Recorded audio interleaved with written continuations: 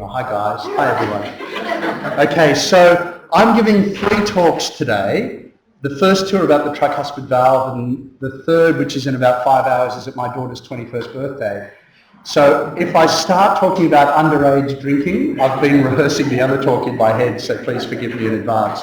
So the tricuspid valve is actually very cool, and the second part of this talk is all about Ebstein's anomaly of the tricuspid valve, which I think is the most fascinating disease in cardiology, in medicine in the world, maybe a little bit of hyperbole, but you'll see why I say so. But before then, I'm going to talk about the other tricuspid valve diseases, which are also pretty fascinating, I hope you'll agree. So we're going to come back to congenital diseases. In fact, I can digress. I've got a kid, I saw a kid during the week who's got no tricuspid valve. He had endocarditis when he was 3, lost his tricuspid valve, and he's still fine at 21. So go figure, it's like the appendix. If you've got really good pulmonary vascular resistance, and your pulmonary vascular resistance is low and your right ventricle pumps forward rather than back, you can actually get by without a tricuspid valve, although I wouldn't recommend it. I'm going to spend a little bit of time talking about the commonest tricuspid valve disease, which is the hardest to treat, which is functional TR because of RV failure and dilatation. A little bit about rheumatic heart disease. I'll touch on endocarditis, which is obviously a dreaded thing, usually affected dreaded people. And carcinoid disease of the heart, which is extremely difficult to treat but fortunately quite rare, and a few words about bioprosthesis dysfunction. So that's what I'm going to try and talk to you about this afternoon. So just a couple of slides on echo, because Lisa Hourigan from Queensland is going to tell you much more about echo.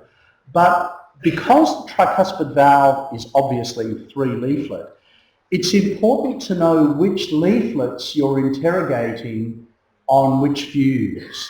And so I think everyone knows when you're looking at the right coronary, the left coronary, and the non-coronary cusp in a 2-dimensional section. But probably people haven't thought quite as much about which leaflet of the tricuspid valve you're looking at.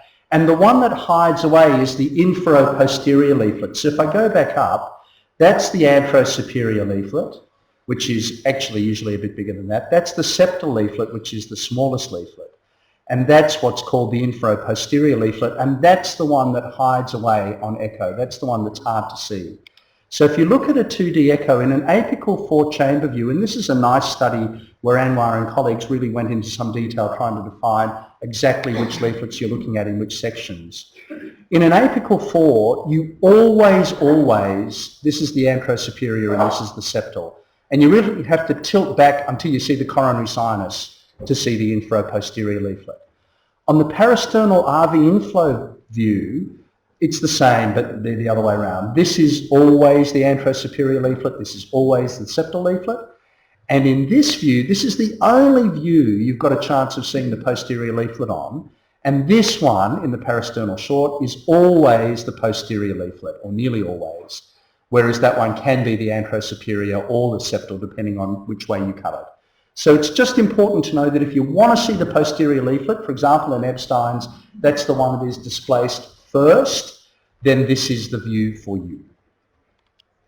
Now 3D, and again I know Lisa will speak much more about this than I will, but I just want to show you some pictures because 3D has been really useful.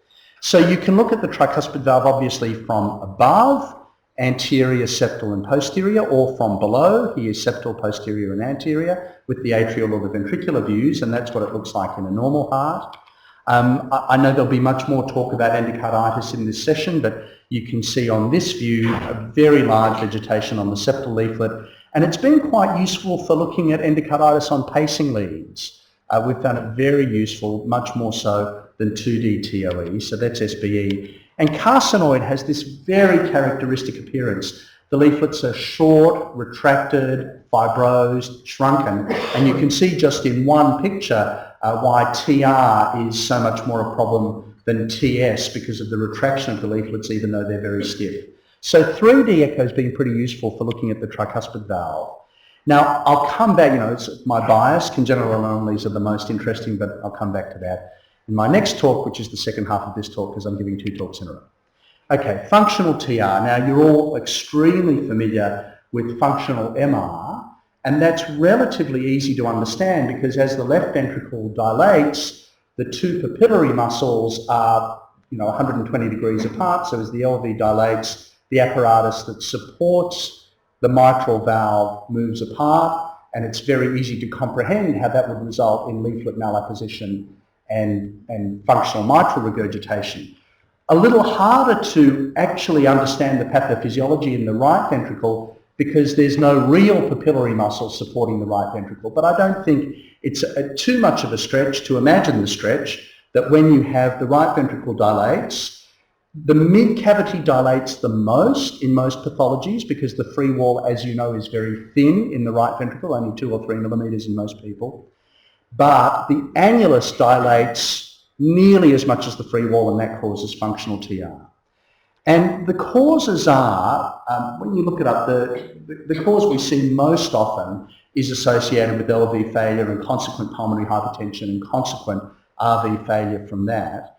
And of course, dilated cardiomyopathy can affect both ventricles, so sometimes it's a little bit hard to tease apart what's back pressure and what's primarily a problem of the right ventricle. I'm going to come back to mitral valve disease because that seems to be the commonest surgical dilemma about when to treat the tricuspid valve when a surgeon is operating on the mitral valve, and that's certainly something David Marshman knows a great deal about. Primary RV failure is relatively rare. The common causes are, as I mentioned a moment ago, dilated cardiomyopathy, or sometimes about 20% of inferior MIs where there's a proximal right coronary occlusion. There's RV infarction at least in the first few days, and that can cause functional TR. I'll come back to pulmonary hypertension because obviously in pulmonary hypertension, TR is a particularly dreaded complication.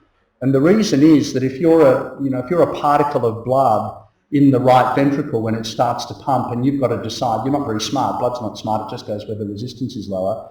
If you've got to decide whether to go forward or back, and the resistance is much higher forward than back, for the same degree of functional tricuspid valve abnormality, you'll have much more TR in the presence of high pulmonary vascular resistance. I hope that makes sense. The higher the resistance is in the outflow, the more will go back even for a little bit of tricuspid valve functional abnormality. And in pulmonary hypertension, that has dreadful consequences because you get backward failure with tremendous signs from that.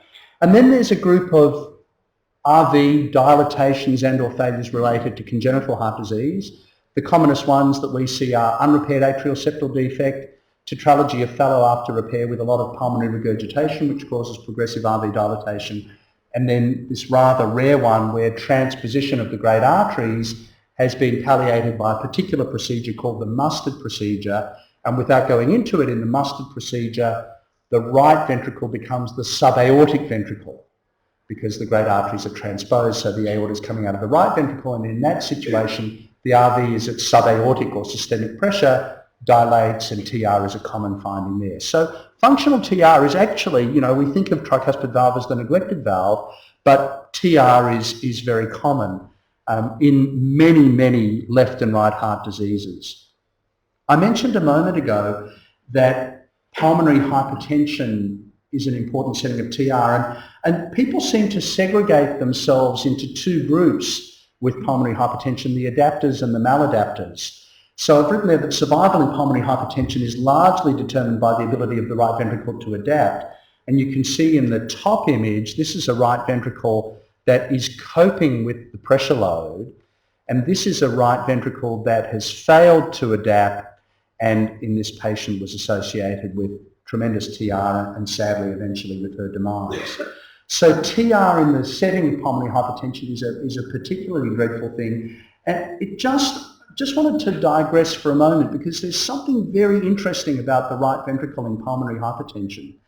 And that is, I don't know if anyone in the room, I should ask Professor Chan, he'll know if anyone does. In pulmonary stenosis, I've never ever seen a right ventricle dilate and fail. You ever seen? You have? You haven't. So you can have pulmonary stenosis with a gradient of 120 across it. So your RV is working at 150, never fails. But if you have pulmonary hypertension and an RV pressure of 100, it often fails.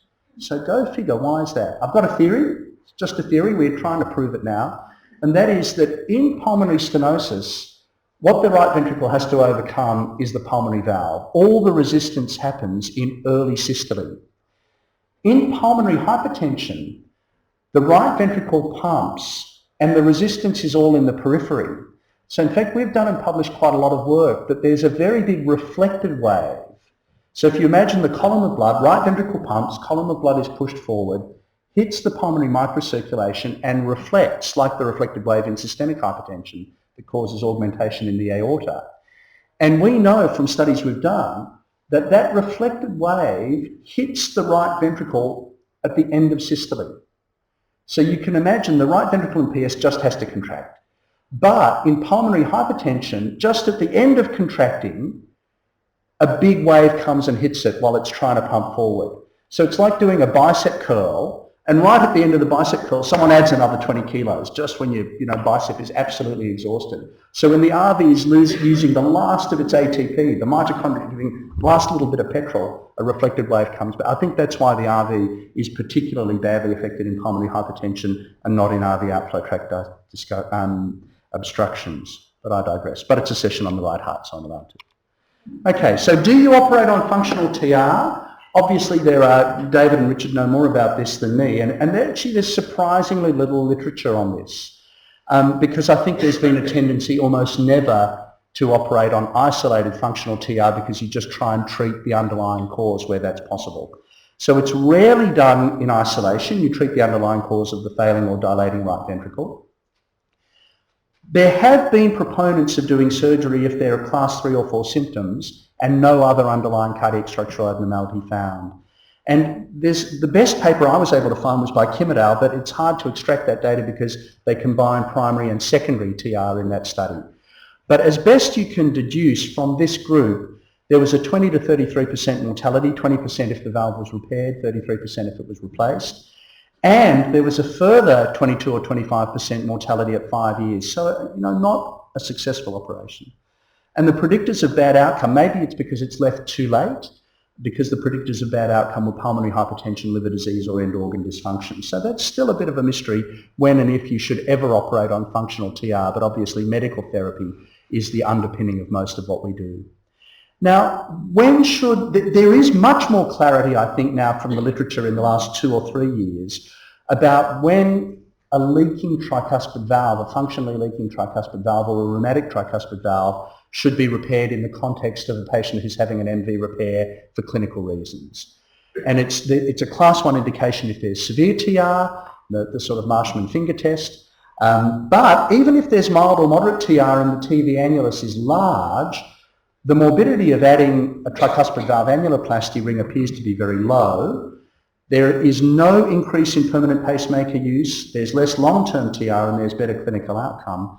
And I'll show you this is from an RCT, which is, as you know, not that common in the surgical literature. So this is the RCT, this is the data from Chikwe's group comparing MVR only from MVR with TVR, and on the y-axis is the freedom from moderate or greater TR. It's not rocket science. If you replace the tricuspid valve, people will do better and have less TR. But that also translated to better functional and clinical outcomes. So Chikwe's summary, this was a state-of-the-art article as well, is that if the mitral valve is being repaired for rheumatic or functional disease or degenerative disease and there's TR, if it's moderate or severe, it should be repaired with an annuloplasty ring. If there's none, the key issue is what's the annular dilatation. If it's 40 millimetres or more, it's thought that tricuspid annuloplasty has a favourable prognostic impact, but if it isn't and the TR is not moderate or severe, it should be left alone. Okay, a few words about rheumatic tricuspid valve disease. Although obviously we're seeing much less of this than we used, it still does crop up, and again, you ask yourself the question pathogenetically, why is the tricuspid valve so rarely involved? It's simply an issue of stress on the valve leaflets. Obviously, the mitral valve leaflets and the aortic valve leaflets have much more tensile strength on them, much more strain, because they're on the left side of the heart, so operating under higher pressure. So the trauma to the leaflets is higher on the left side. I know this sounds fanciful, you're all thinking, what's he talking about? But when a mitral valve closes, it goes from 100 to 0 very quickly, and the leaflets close very quickly, and if they're inflamed, they're much more likely to scar. So that's why right-sided disease is much rarer in rheumatic heart disease, because the pressure on the valves when the edges are inflamed is much lower. It's not that they don't get inflamed, it's that they don't scar up because the pressure on them is lower. But if it is affected, it's always with the mitral valve. In tricuspid valve disease, in rheumatic heart disease, TR is almost always the manifestation rather than TS, and the majority are repairable with a commissurotomy or an annuloplasty. However, it does tend to recur over time. Tricuspid valve endocarditis, a disease we've all seen a lot of because in the cities, because it's mainly a disease of IV drug users. In the most recent series, which echo that of Hecht in 1992, staph remains the cause of 80% or more because it's a skin infectant rather than a dental one, and usually the vegetations at presentation, 80% of them are over a centimetre. In most contemporary series, about 25% need surgery, and the indications are the standard ones, persistent sepsis or uncontrolled CCF. And the first episode mortality is actually a little bit lower than in left heart endocarditis at 5 to 10%. But the recurrence rate is very high, obviously related to persistence of the intravenous drug habit. So if you take everyone who's had a tricuspid valve episode of endocarditis, within 5 years, 30% have returned with a subsequent episode. And obviously if they've got a bioprosthetic valve there, that makes that even more serious. Carcinoid valve disease, I mentioned, is rare, but when you see it, it's actually very tricky to treat. It is a disease of the right-sided circulation. You almost never see left-sided carcinoid disease, and the reason for that is because it's due to a huge amount of secretion of serotonin or serotonin-like peptides into the venous circulation. And it's usually taken up by the lungs, or metabolized by the lungs. So if you've got lots of liver mets and you're dumping serotonin and hydroxyindolemenic acid into the portal and the hepatic circulation, it hits the right side first before it's metabolized, and that's why the right-sided valves are affected and almost never the left-sided valves. So in order, the tricuspid valve the most, the pulmonary valve next most. You've seen the picture, thickened and shortened leaflets, more TR than TS, more PR than PS, although we had a very interesting case at Prince Alfred last year where the PS was unfortunately not diagnosed preoperatively.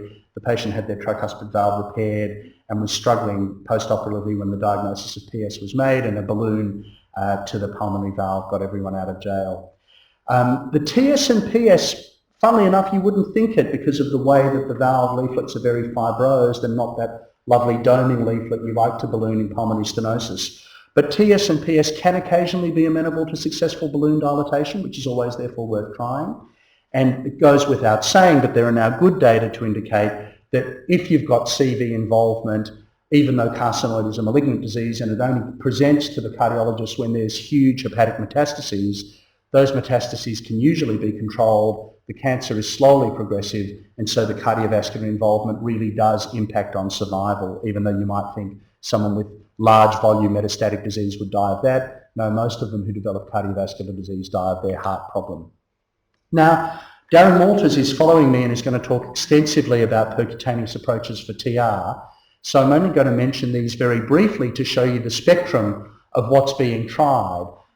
As you know, the aortic valve, the mitral valve, the pulmonary valve have all succumbed to rather excellent percutaneous techniques, whereas the tricuspid valve is the poor relation. However, I'll show you 4 examples, 2 quickly and 2 not so quickly because Darren will cover the other 2. So a rather ingenious but sort of cumbersome way to do it is not to replace the tricuspid valve, but to put a valve in the SVC and a valve in the IVC, which kind of accomplishes the same thing, but the right atrium just gets very big. So I don't necessarily see a good long-term future for that. And then there are the other repairs that I'll show you in a moment. So this was the first published description of putting stented valves in the SVC and the IVC with Lawler. And, you know, as I would have done if I was publishing this, they published it early before the right atrium blew up. And so the early result was excellent.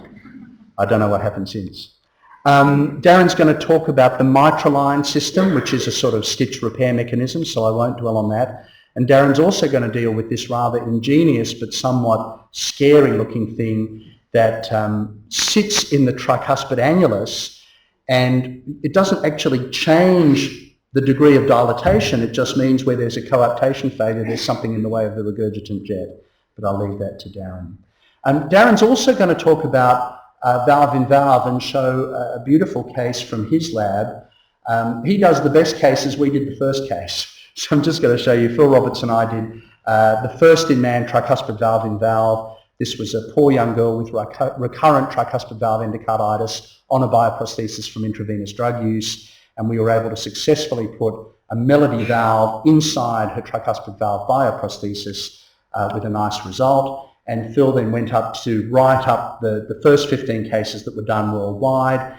It was mainly for TS, which is a manifestation sometimes of bioprosthesis degradation, as you'll hear.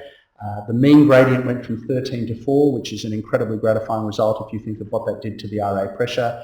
And there were some complications. One patient had heart block and needed a permanent pacemaker. One got endocarditis at about 60 days, and one died of multi-organ failure at 20 days, but that was a young man in the US who'd had multi-organ failure when the procedure was done for endocarditis. So in conclusion on tricuspid valve diseases other than congenital, the tricuspid valve has been a neglected valve because the pathology is less common and because it's on the right side less consequential, but that doesn't mean it's not important for patients who get it. Congenital and acquired tricuspid valve diseases are commonly seen, particularly functional TR, which everyone in the audience sees a lot of.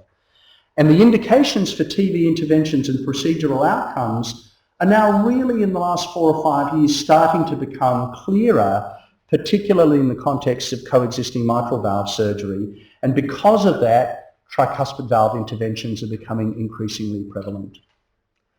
So that is the end of that one.